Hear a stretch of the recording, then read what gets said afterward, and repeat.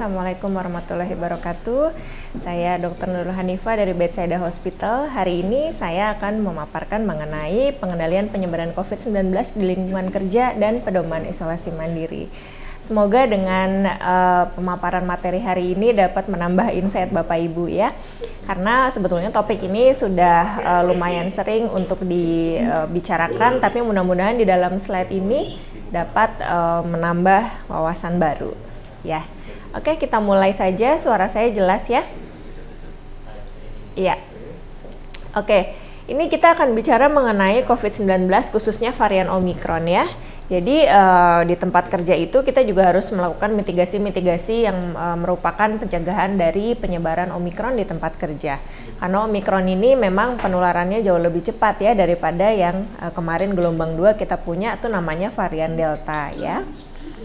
Oke, ini points of view-nya untuk presentasi hari ini. Yang pertama, mengenai varian Omicron. Ini varian baru yang baru ditemukan ya. Kemudian yang kedua, pengendalian tempat kerjanya seperti apa. Yang ketiga, isolasi mandiri. Dan yang keempat, kembali kerja setelah terinfeksi Omicron atau varian-varian lain ya. Oke, ini progress steps-nya untuk varian Omicron. Yang pertama, pada tanggal 9 November ini ada sebuah spesimen yang periksa di Afrika Selatan. Karena diduga ini COVID-19 tapi kenapa gejalanya agak berbeda dari biasanya ya. Jadi diperiksa di Afrika Selatan pada 9 November 2021. Kemudian pada 24 November ternyata terbukti ada varian baru yang namanya Omicron dan dilaporkan oleh Afrika Selatan kepada WHO, Badan Kesehatan Dunia ya. Kemudian 26 November ini ditetapkan oleh sebagai variant of concern oleh WHO, jadi untuk waspadaan seluruh dunia ya.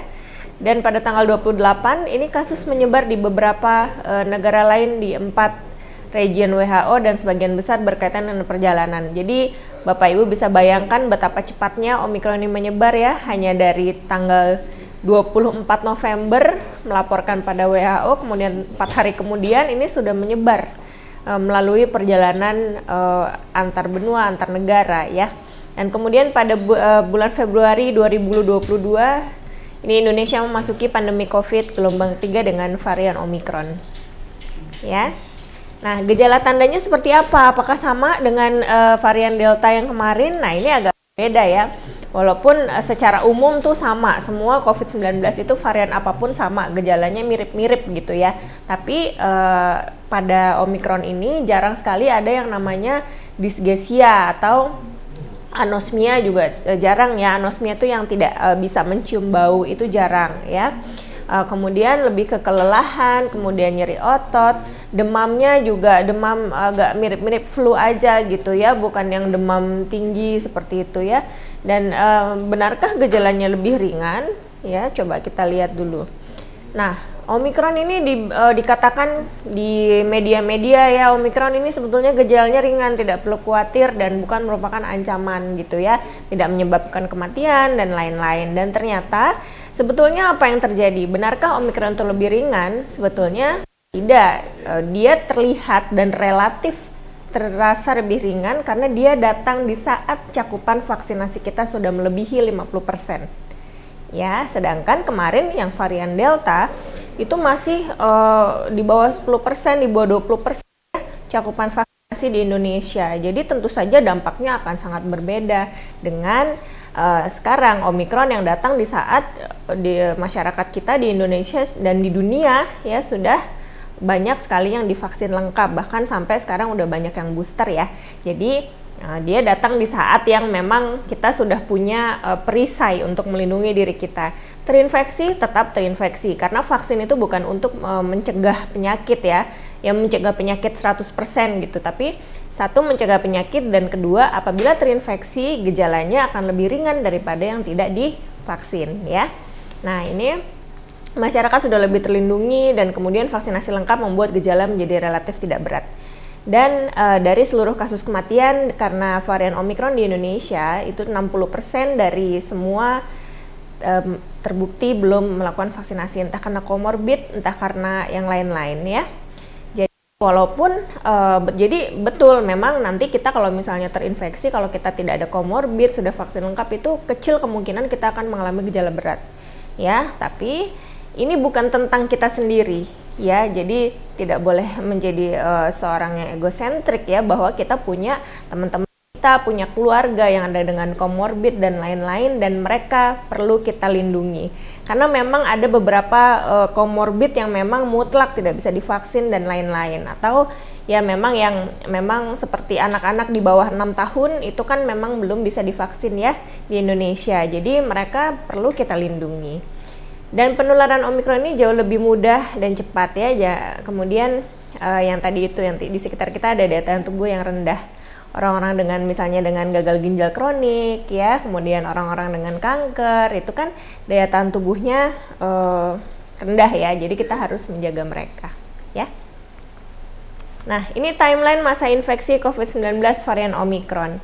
Ini pertanyaan favorit, Dok, kapan kita bisa PCR gitu ya, hari keberapa setelah kita kontak erat dengan orang yang terbukti terinfeksi Omikron gitu ya. Jadi hari pertama misalnya kita terpapar, kita ketemu nih sama teman kita ya yang kontak erat dengan yang positif COVID. Kemudian jadi ini ada fase tanpa gejala dan kemudian fase gejala, dan biasanya 5 hari setelah kontak erat itu kita bisa exit PCR ya. Jadi pada prinsipnya ini kita bicara mengenai kontak erat. Pada prinsipnya pada saat hari pertama kita kontak erat dengan seseorang yang positif COVID, nanti hari kelima itu kita exit dengan PCR. Exit tuh maksudnya kita memastikan bahwa kita tertular atau tidak.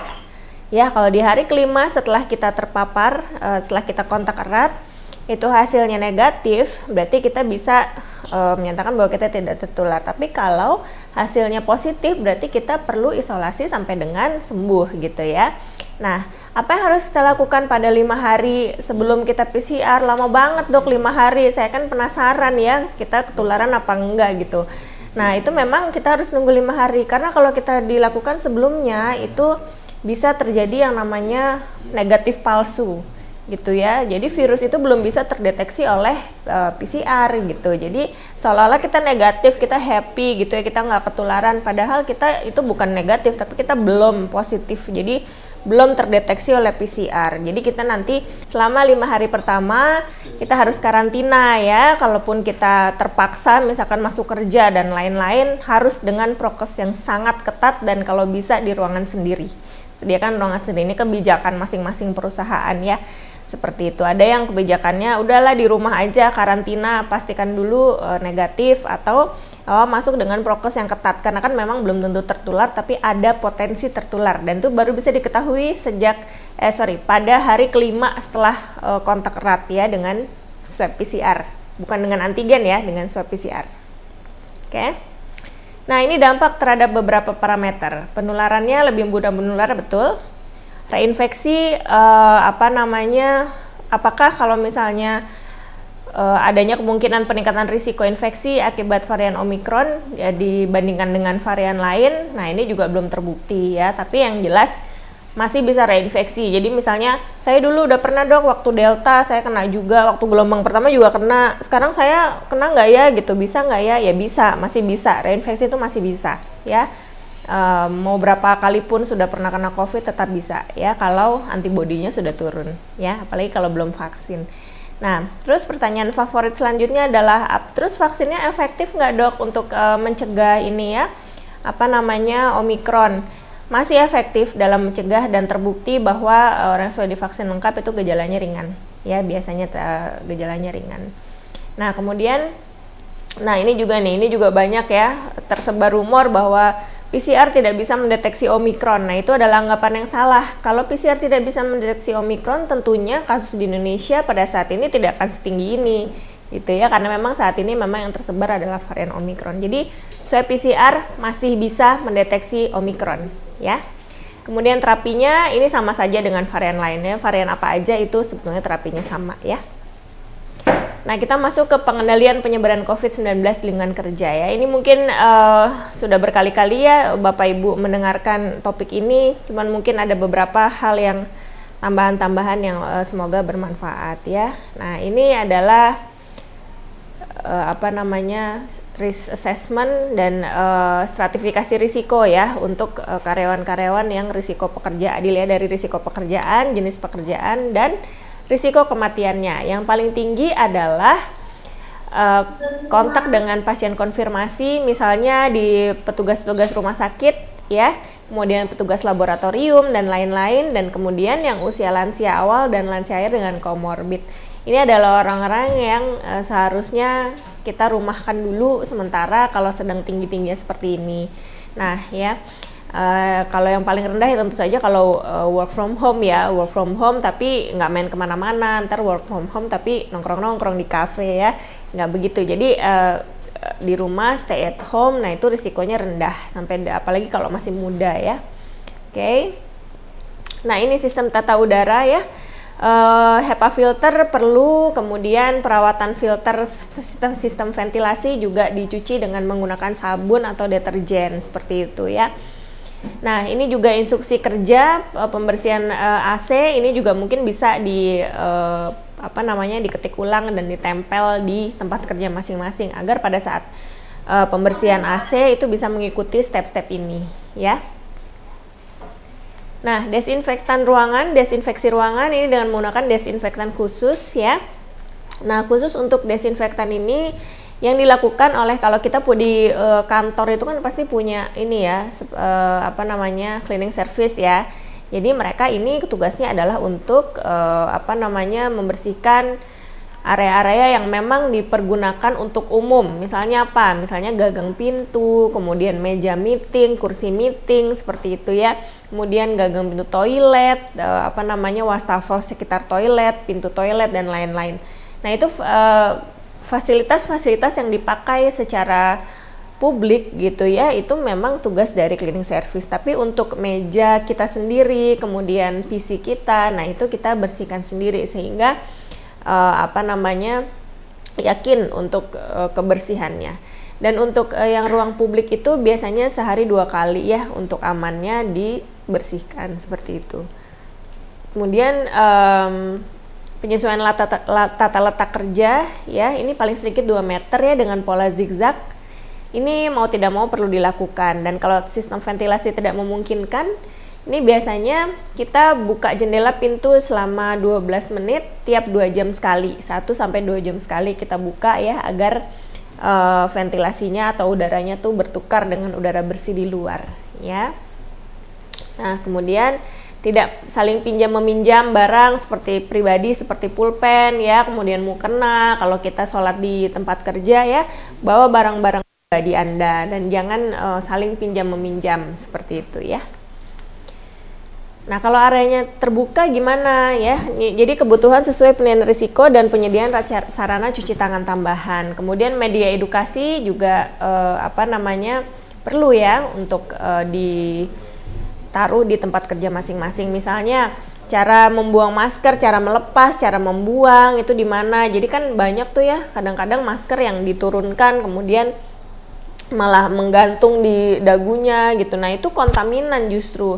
Nanti kita pegang maskernya, kita pegang mata, ya justru ketularan karena bagian luar masker itu justru yang penuh dengan virus, karena dia, masker itu kan melindungi kita kan agar virusnya tidak masuk. Jadi kalau kita pakai masker, bagian luar masker kita itu kotor loh ya. Jadi untuk tidak ditaruh sembarangan dan tidak dipegang-pegang, dan habis itu kita pegang mata, pegang hidung dan lain-lain. Nah, itu bisa menjadi titik lengah sumber penularan dari COVID-19 ya.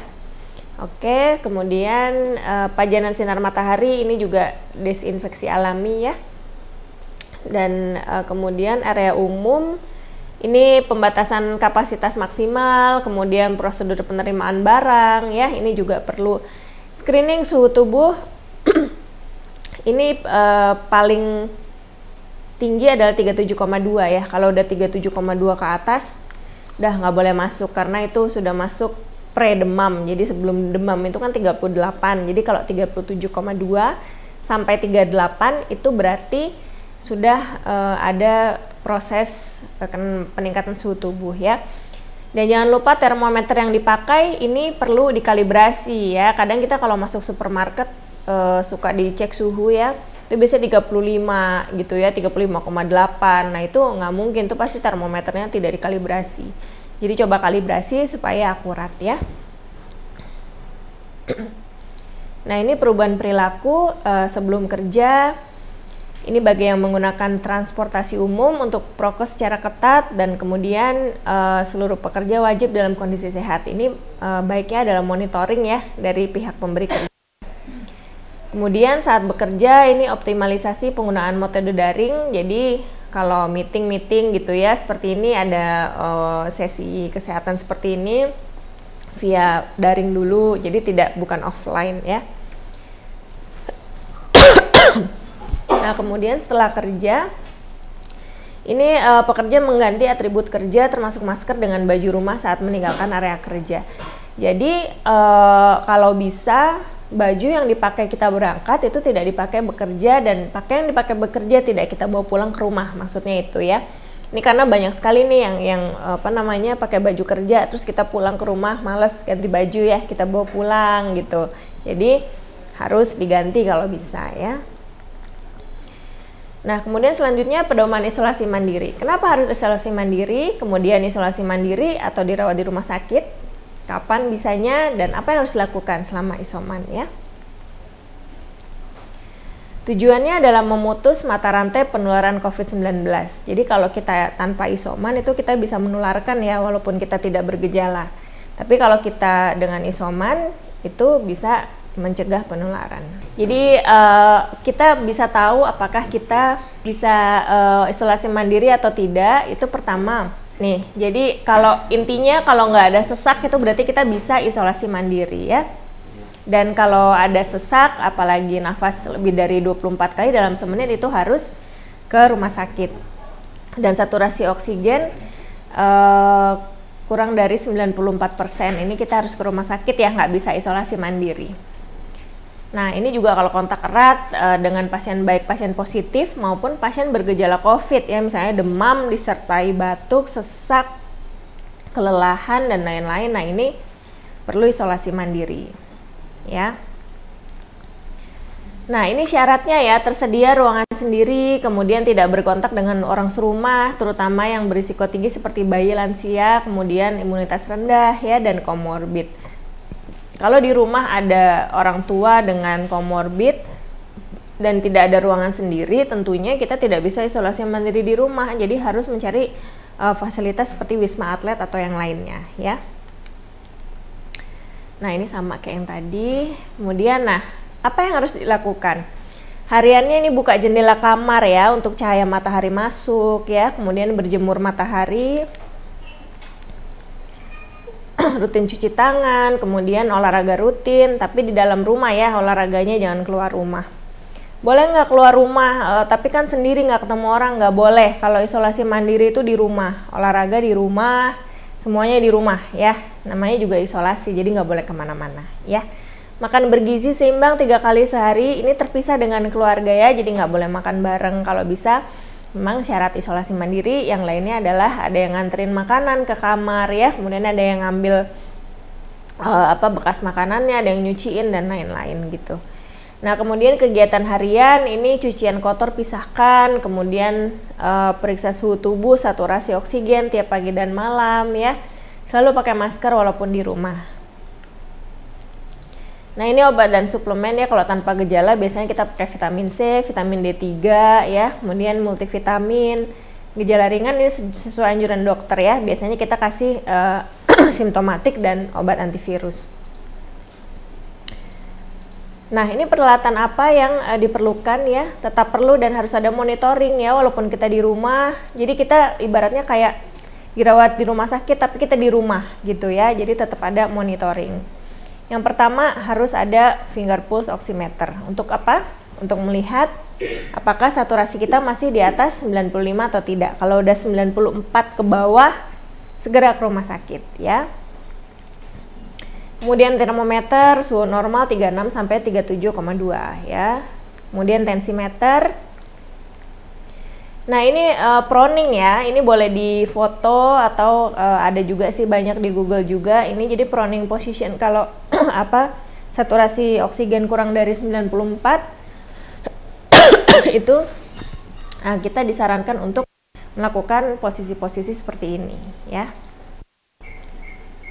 Nah, berapa lama tanpa gejala? Ini 10 hari dan ada gejala 10 hari sejak hasil swab positif dan 3 hari bebas gejala. Akhir masa isolasi mandiri tidak perlu evaluasi swab PCR ya. Kontak erat, exit swab PCR di hari kelima pos kontak yang tadi sudah saya jelaskan. Nah, ini sudah tadi berpisah. Nah, ini kembali bekerja setelah Omikron ya. Jadi kembali bekerja ini adalah suatu konsep yang merupakan salah satu dari terapi juga. Jadi harus tepat guna dan tepat kapan kita bisa kembali kerja ya. Nah, kalau tanpa gejala 10 hari, gejala ringan 10 hari plus 3 hari bebas gejala, dan tergantung apa gejalanya ya. Jadi dinilai kasus per kasus dan disesuaikan dengan job demand. Kadang ada yang namanya long covid syndrome, ini bisa 2-8 minggu, ini ada batasan-batasan kerjanya ya. Dan selesai isolasi mandiri itu tidak sama dengan dapat kembali bekerja ya, karena kalau kita bilang selesai isolasi mandiri itu artinya Anda tidak berpotensi menularkan kepada orang lain.